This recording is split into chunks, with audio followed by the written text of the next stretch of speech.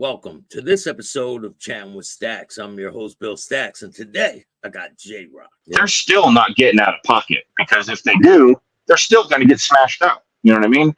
That's what it is. So, and what people don't understand what's going on inside these places, and the truth about it is with these sex offenders, and what the reality is that these gangs, they're smart.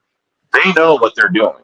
So they automatically run up on a sex offender, and they basically, that is their guy. And so what they'll do is all the other ones that come in, they have a sex offender that's going to go hit this one up and tell him what the rules are. And basically they're going to tell him that he's going to have to pay this gang, or he's just not going to walk the yard. That's what it is. You know what I mean? And it's one of the few things that happen in the system that I really think is disgusting, and something that I do not agree with. I never did it. I wasn't with that stuff when it came to what my homeboys were doing that stuff, letting these guys pay and walk the yard, because as far as I'm concerned, there's nothing that you can do. There's no payment. I don't care what's going on. I just don't want you around me, period. As far as I'm concerned, we could take all these guys, put them in a line, and I'll go down the line and I'll stomp on every one of their head all the way down the line. I'm cool with that. I promise you. So that stuff that's going on with this is just,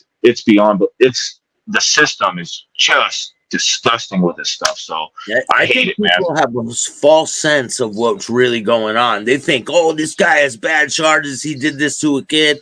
He's going to get killed in jail. He's going to be, but it's not what happens. I mean, they're put in their spot. They're not allowed to use the phones inside the units. They're not allowed to shower unless it's at a certain time in the units. They're not allowed to get on the kiosks in the units. I mean, they have rules that make it to where they understand what it is. And then, the way that it was is that if somebody didn't fall in line like they were, then they just took out the yard. And so somebody would go take off on them, and then they get out of the hole. And then they got another person already lined up to take him out again, over and over again, until they finally just move the guy. You know what I mean? And now that's following you everywhere you go through the system. So they're not safe. So they either got to fall into line and do what they're going to do, possibly end up in one of these spots where, people are trying to stay out of trouble, which basically is like a special needs spot, right? Or, they're going to get moved around and get hammered out, And some guys, they take that route. They take the hard route. It happens, you know what I mean? But, I don't care who you are. You take somebody who's been getting their ass beat for 10 years, every prison that they go, at some point, they're going to fall into line and just stop doing whatever they're doing. So, and that's what it is. And, I don't know what anybody expects, what these people in these places expect for us to do, right?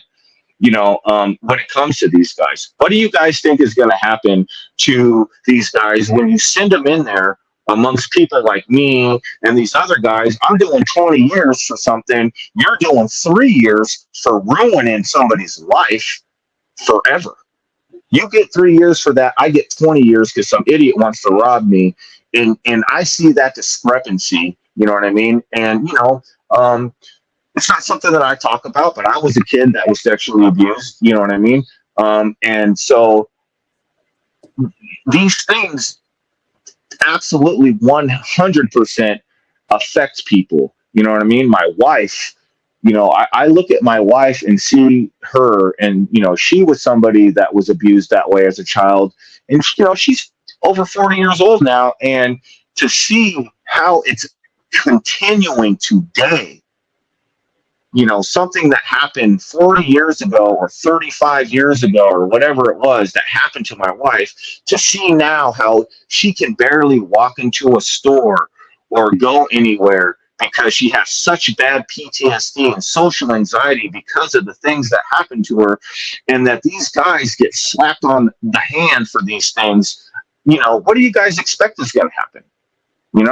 These dudes continue to do these things, and there's not ever held accountable really for what they've done to these people, to these kids who later grow on to be people like me, who become drug addicts and have all these other issues going on because of what you did to them. That's just disgusting, man. And you look at these things, it has to be that these people that are making these rules for this have to be involved in this somehow. Because why, if you're a person who really wants to protect children, would you not do the right thing if you're in the position to do it? Period. So either you are part of the problem and you're doing these things, right?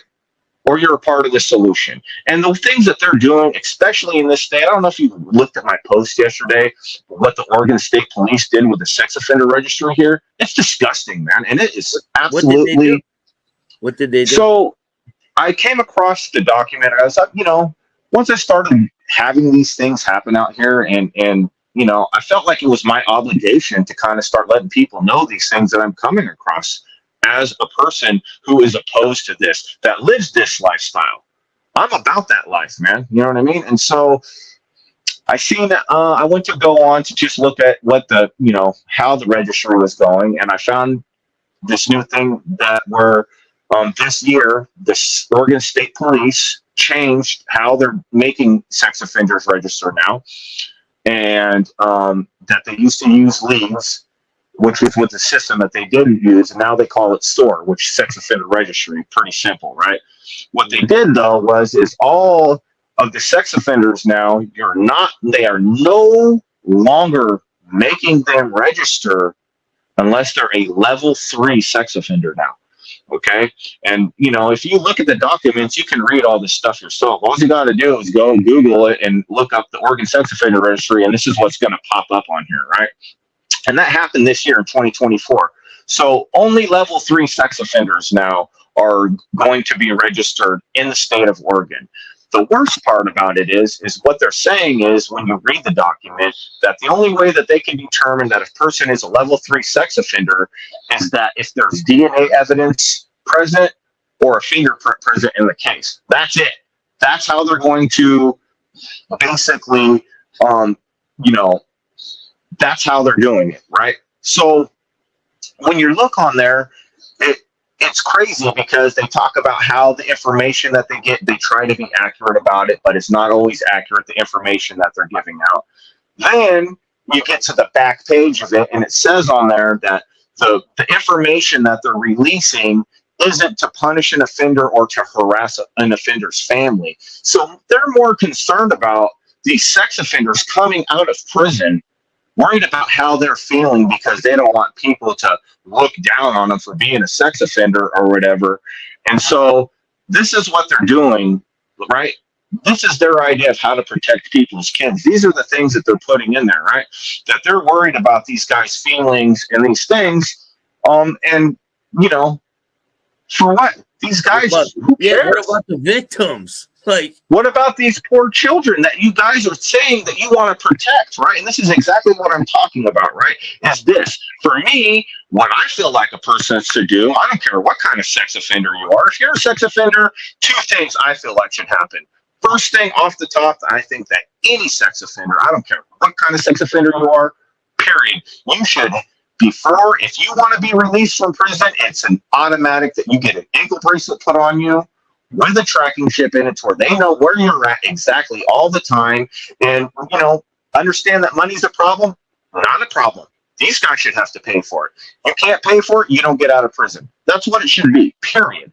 Right? Because now they're going to know where these people are at all the time. You know what I'm saying? No matter what. And they should have to pay for it. The second thing that I think that should happen, no matter what, is that if you are a sex offender and you move to somebody's neighborhood within a 5-block radius of your house, you should have to go and knock on every single door and hand that house a flyer with your picture on it, what crime you've committed, so that way people know who you are. And if they do have children, or if there is somebody that's in your demographic of that's what you want to do, now they know who you are. They can warn people, and it's going to make people, know who you are. That's what should be happening no matter what, right? So, when you go on there and you actually get through all the paper and you can click on your agree button, it takes you to this map. And the map's pretty easy to use, I'll say that, right? You can, zoom in on your area. It's got the little dots on there. You just hit it. It'll tell you who this level 3 sex offender is, right? when you look down in the left-hand corner, the disturbing part of it is, the most disturbing part and the saddest piece of it is that what it says on there, and you can see it, it says that there's 1,678 level 3 sex offenders that are now registered in the state. And so underneath that number, what you're going to see is the number 31,767 sex offenders that are no longer registered in the state of Oregon. 31,000.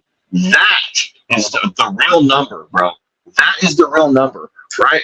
So, and you look at these things going on out there, you know, how many of these people that weren't level 3 sex offenders, right, before, that had done whatever they did and got the slap on the wrists, now are level 3 sex offenders because they've reoffended. And there is these things in there. When are these guys going to wake up and people going to actually see what's going on in this country and what is happening in the world right now? If the fastest growing criminal industry in the world right now is sex trafficking, period. That's what it is. And that is scary to think. You know what I mean? There's 12 million children right now, as we speak, that are been sold into sexual slavery in the world. That is unacceptable. It's unacceptable, man. And it starts from the top. If you look at, and if anybody don't think that these people that make these rules are involved in it, you have to see it. Look at it. Yeah, if you look through, involved. They have to be. They have to be. You have to be involved if you're allowing this in the country. You know what I'm saying? When you look at, when you got people literally going in, dudes now going in and casing Walmart, watching for women and children to abduct, to sell into sexual slavery. And this is what's going on in the world right now. I'm not down with that. So, you know, I want to pass this message out there to everybody that it's up to us to actually take the matters into our own hands and stop this shit. You know what I mean? That's what it's going to take. You know what I mean? As far as I'm concerned, I feel like a community should be able to speak. If somebody comes into that neighborhood, you know what I'm saying, and he's a freak pedo sex offender, and there's a bunch of kids in the neighborhood, and the whole neighborhood gets together and smashes this dude out and lets him know you're not welcome here. You know what I'm saying? That's what this country needs. Yeah, but if he's not welcome there, where does he go? You know what?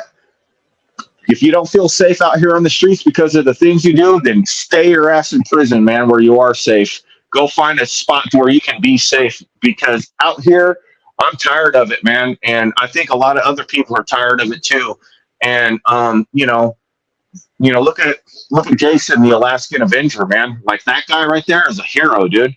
And if anybody can look at that situation and say that the system did not fail that person right there, that man is a hero, and that man is stepping up and doing what the rest of the world needs to be doing, you know, listen, you're not my people then, man, because that dude's a hero.